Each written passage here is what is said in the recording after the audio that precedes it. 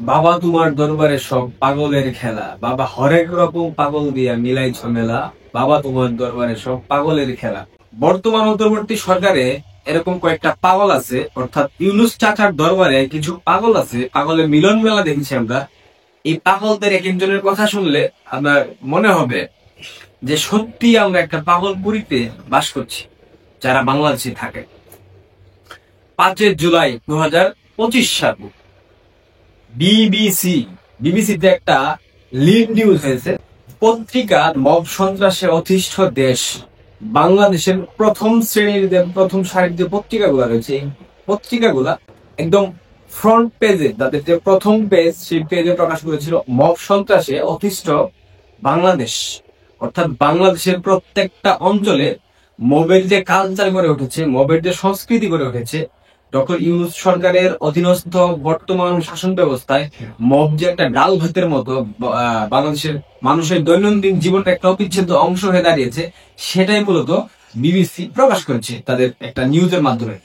এবং এর পাশাপাশি বিগত কয়েকদিন থেকে মব নিয়ে মোটামুটি অনেকেই কথা বলেছেন। তাদের মধ্যে বিএনপির নেতা মুশাররফ আহমেদ ঠাকুর, তিনি বলেছেন সবগুলো মবের জন্য স্বরাষ্ট্র উপদেষ্টা এবং প্রধান উপদেষ্টার নামে মামলা হবে, একদিন না একদিন তারা প্রসিকিউটেড হবেন, আদালতের সামনে দাঁড়িয়ে কেঁদে বলতে হবে এটা আমরা আশ্রয় দিয়েছিলাম, প্রশ্রয় দিয়েছিলাম, আমরা পৃষ্ঠপোষকতা দিয়েছিলাম, এটা ভুল হয়েছিল। বিএনপির পক্ষ থেকে কিছু সচেতন যে নেতা কর্মী, মুশাররফ ঠাকুর, আপনার বেশ রহিম ফারহানা, নীলুফার ইয়াসমিন মনি সম্ভবত ওনার নাম, উনি এ ধরনের যারা প্রগতিশীল, মুক্তমনা, মুক্ত চিন্তার এবং যারা আন্তর্জাতিক রাজনীতিটা ভালোভাবে বুঝতে পারেন বা বুঝার চেষ্টা করেন, এই মানুষগুলা মবের বিরুদ্ধে সবসময় সোচ্চার থেকেছেন। কিন্তু অন্যদিকে বিএনপির যারা হাইকমান্ডের যারা দায়িত্বপূর্ণ জায়গায় বসে রয়েছে, তারা কখনো মবের বিরুদ্ধে কোনো প্রকার বিবৃতি দেয় না। কারণ মবটা আলটিমেটলি করছে বিএনপির নেতাকর্মীরা, বিশেষ করে তৃণমূল এবং জামাত, এনসিপির একটা বিশেষ অংশ, এরা মবের সাথে সরাসরি সম্পৃক্ত। ওই সাধারণ শিক্ষার্থীর ব্যানার, এগুলা সব নাটক, এগুলা কিছু না। এখানে সব জামাত, বিএনপি এবং হেফাজতি এবং মৌলবাদী যে শ্রেণী রয়েছে বাংলাদেশে, তারা। সিনিয়র সাংবাদিক মাসুদ কামাল ইদানিং অনেক আক্রমণ করা হচ্ছে, কারণ তিনি ডক্টর ইউনূসের বিরুদ্ধে কঠোর সমালোচনা করছেন। তিনি নিজেও বলেছেন 1 বছরে আমাদের বড় প্রাপ্তি মব কালচার। এই মব কালচার ছাড়া ডক্টর ইউনূস সরকারের বিশেষ কোনো অর্জন আপনারা দেখাইতে পারবেন? এই যে বিনিয়োগের সস্তার গল্প আমাদেরকে শোনানো হয়, গত 1 বছরে বাংলাদেশে কয়টা অর্থ বিনিয়োগ হয়েছে? কোন কোম্পানি, কোন বিদেশি কোম্পানি বাংলাদেশে কোন অর্থটা বাংলাদেশে বিনিয়োগ করেছে? এই প্রমাণ কি ডক্টর ইউনূস সরকার আমাদেরকে দিয়েছে? আপনারা পেয়েছেন? পান নাই। শুধু শুধু বিভ্রান্তির ফাঁদে করে এই মিথ্যাচার অনলাইনে প্রমোট করে মিথ্যাচার করে, এগুলা কি? এগুলো তো দেশের জন্য কিছু হচ্ছে না। দেশের অর্থনীতি তো ভেঙে পড়তেছে, দেশের সার্বিক কাঠামো বিপর্যস্ত, যে কোনো সময় দেশ কলাপস করবে। খুব সত্যি কথা, অর্থনীতি, শাসন ব্যবস্থা কিচ্ছু নাই। একটা দেশ কলাপস করার জন্য সব থেকে বেশি যেটা ভূমিকা বা নিয়ম হিসেবে আছে, সেটা হচ্ছে আইন ব্যবস্থা, শাসন ব্যবস্থা। পুলিশ প্রশাসন নিষ্ক্রিয় হয়ে গেছে, তাদের লোকবল নাই, তাদের ইন্ডেমনিটি দেওয়া হয়েছে 3,500 পুলিশ সরকার, যাতে করে কোন প্রকার বিচার কার্য না হয়। এইসব তো আসলে চলতেছে। এই যে মবের যে ঘটনাগুলা ঘটতেছে, এগুলা প্রতিনিয়ত ডিফেন্ড করতেছে বর্তমান অন্তর্বর্তী সরকারের একাধিক শীর্ষস্থানীয় কর্মকর্তা। বাংলাদেশের বর্তমান স্বরাষ্ট্র উপদেষ্টা ক্লাউন জাহাঙ্গীর আলম, সে বলেছে মবে জড়িতরা যদি শক্তিশালী হোক, খুঁজে আনা হবে। স্বরাষ্ট্র উপদেষ্টা গত 11 মাস যাবত আপনারা খুঁজতেছেন, মব করতেছে আর আপনারা খুঁজতেছেন, বা খুঁজে এখনো বের করতে পারলেন না কারা মব করতেছে। অথচ প্রত্যেকে একদম মানে সব পরিষ্কার, স্বচ্ছ পানির মতো, প্রত্যেকের চেহারা পরিষ্কার, ফুটেজ আসতেছে হাজার হাজার। আওয়ামী লীগের মাস্ক পরে জয় বাংলা জয় বঙ্গবন্ধু স্লোগান দিলে আপনারা তাদেরকে খুঁজে বের করেন, আপনাদের প্রশাসন তাদেরকে খুঁজে বের করে, গোয়েন্দা সংস্থা বের করে। বাট যারা প্রকাশ্যে স্লোগান দিয়ে মব করতেছে, যারা প্রকাশ্যে মিডিয়াতে আসতেছে, ফুটেজ যাদের চেহারা আসতেছে, আপনি তাদেরকে গ্রেফতার করতে পারছেন না, খুঁজে পাচ্ছেন না। এইসব নাটকীয় কথা বন্ধ করে। প্রধান উপদেষ্টার সিনিয়র সহকারী প্রেস সচিব ফয়েদ আহমেদ, সে বলেছে কখনো কখনো প্রতিবাদকে মব বলা হচ্ছে, আবার কখনো কখনো ছোটখাটো সংঘাতকে মব বলা হচ্ছে। সবকিছু নিয়ে এভাবে মব বলা ব্যক্তিদের অধিকাংশই সফট আওয়ামী লীগের। মানে চিন্তা করেন, মানুষকে পেটানো হচ্ছে, মারা হচ্ছে, মুক্তিযোদ্ধাদেরকে মারা হচ্ছে, ব্যবসায়ী, শিক্ষক, এখানে সফট আওয়ামী লীগের করে নাকি মব বলতেছে। মানে তারা এই ঘটনাগুলাকে এইভাবে স্থাপনের মধ্যে দিয়ে বাংলাদেশের মবের যে কালচার সৃষ্টি হয়েছে, সেটাকে বৈধতা দিচ্ছে।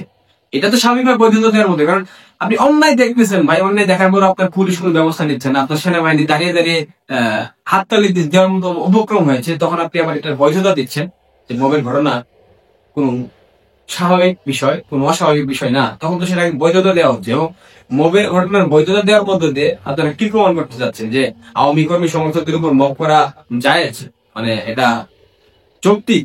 তাহলে এই মব যদি আগামী 5 বছর পর বা 10 বছর পর আপনাদের উপর আসে, আপনারা সেটা তখন মানবাধিকার লঙ্ঘন করে মিডিয়াতে গলা ফাটাবেন। প্লিজ গলা ফাটাবেন না, তখন কিন্তু মানুষ এটা শুনবে না, খাবে না। Attorney general advocate Asaduzzaman mob বিষয়ে তিনি বলতেছেন, মব সন্ত্রাস বিগত 17 বছরে স্বজন হারানোর বেদনা এবং নানা অনিয়ম ও অভিযানের বিরুদ্ধে এক ধরনের ক্ষোভ। তবে কোনোভাবে মব সন্ত্রাস গ্রহণযোগ্য নয়, এটি জুলাই আন্দোলনের চেতনার পরিপন্থী। গ্রহণযোগ্য না এই ক্ষোভ ওই ক্ষোভ, তো এগুলা বন্ধ করেন না কেন?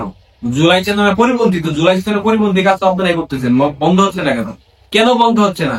এই প্রশ্নের উত্তরটা আপনারা এখন পর্যন্ত কেন দিতে পারেন না? গত 10 মাসে যখন ডক্টর ইউনূস মবকে বৈধতা দেয়, স্বৈরাচার যেখানে মাথা চারা দিবে সেখান থেকে ভেঙে দিতে হবে, মাথা ভেঙে দিতে হবে, গুড়া সহ কেটে ফেলতে হবে, এই ধরনের কথা বলা মানে তো মবকে আপনারা প্রশ্রয় দিচ্ছে। আপনারা জঙ্গিবাদকে প্রশ্রয় দিবেন, মবকে প্রশ্রয় দিবেন, আবার আপনারাই বলবেন। আপনাদের স্বরাষ্ট্র উপদেষ্টা ক্লাউন জাহাঙ্গীর বলবে অতীতে জঙ্গি থাকলেও এখন সব নির্মূল স্বরাষ্ট্র উপদেষ্টা। অথচ গত 11 মাসে জঙ্গি মৃত্যুদণ্ড প্রাপ্ত 700 বন্দী এখনো পলাতক, উদ্ধার হয়নি 20টা আগ্নেয়াস্ত্র। অথচ আমাদের ক্লাউন জাহাঙ্গীর আলম বলতেছে এখন কোনো জঙ্গি নাই। সারা বাংলাদেশে তো জঙ্গি এখন, যেখানে যাচ্ছি সেই তো হিজরতার ব্যানারে লেবাস ইসলামের লেবাস ধরে পাঞ্জাবি করে দাড়ি টুপি লাগিয়ে জঙ্গিরা রাস্তাঘাটে ঘুরে বেড়াচ্ছে। এবং সেটা প্রমাণ মালয়েশিয়ার 36 জঙ্গি ধরা পড়া। মালয়েশিয়ার পুলিশের যে আইজিপি তিনি বলেছেন IS তহবিলে অর্থ পাঠাতো গ্রেপ্তার বাংলাদেশিরা, মালয়েশিয়ার আইজিপি। মানে মালয়েশিয়াতে যে 36 জন বাংলাদেশি গ্রেফতার হয়েছিল, মিজানুর রহমান আজহারের সম্পৃক্ততা রয়েছে এখানে। আমি বলেছিলাম আপনাদেরকে একটা ভিডিও, এখানে IS মানে ইসলামিক স্টেটকে অর্থ পাঠাতো। অথচ বাংলাদেশি ক্লাউন জাহাঙ্গীর সে বলতেছে এই ঘটনার পর মালয়েশিয়ায় এখন বাংলাদেশিরা জঙ্গি নয়, ভিসার মেয়াদ শেষ হয়ে 3 জনকে ফেরত পাঠিয়েছে। দেশটির সরকার আনুষ্ঠানিকভাবে এখনো কিছু জানায়নি, বাংলাদেশ কোনো ধরনের জঙ্গি বাদ নেই। এদের মতো ফেরানি ক্লাউন যখন বাংলাদেশের গুরুত্বপূর্ণ দায়িত্বশীল জায়গায় বসে থাকে, তখন সেই বাংলাদেশ আসলে কিভাবে পরিচালিত হবে, কোন প্রক্রিয়াতে পরিচালিত হবে, সেটা আপনারা একদম পরিষ্কার দেখতে পাচ্ছেন। এদেশে মব চলবে এবং মবের বৈধতা দিয়েছে বর্তমান সরকার। তারা এখন ক্ষমতায় বসে রয়েছে, মস্কো তাদের দায়িত্ব, তাদের নিয়ম তারা বানাবে, আইন তারা সৃষ্টি করবে। সেটা আমরা দেখেছি বিভিন্ন সময় আইন তারা কিভাবে ব্যবহার করেছে। আসিফ মাহমুদ সজীব ভুঁইয়ার মতো একজন উপদেষ্টা এয়ারপোর্টে আগ্নেয়াস্ত্র সহ ম্যাগাজিন সহ গ্রেফতার হলেন, কিন্তু তাকে গ্রেফতার না করে তাকে ছেড়ে দেওয়া হলো। এরপর এটা নিয়ে কোন ধরনের ব্যবস্থা নেওয়া হলো না, সরকারের পক্ষ থেকে কোনো প্রকার বিবৃতি আসলো না, কোনো দুঃখ প্রকাশ করা হলো না। এভাবেই চলতেছে বাংলাদেশ, এভাবেই চলবে, চালুক, সমস্যা নেই, চালাতে থাকেন। দেখা যাক আপনারা কতদিন টিকতে পারেন, আপনাদের সার্ভাইভাল টাইম কতদিন আসলে হয়, কত ঘন্টা আসলে আপনারা থাকতে পারেন। প্রিয় দর্শক, এই যে মিথ্যাচার বর্তমান সরকার মবের বাংলাদেশ সৃষ্টি করেছে, এটা নিয়ে আপনাদের অনুভূতি কি, আপনারা অবশ্যই আমাকে কমেন্ট করে জানিয়ে যাবেন। ভালো থাকবেন, ধন্যবাদ।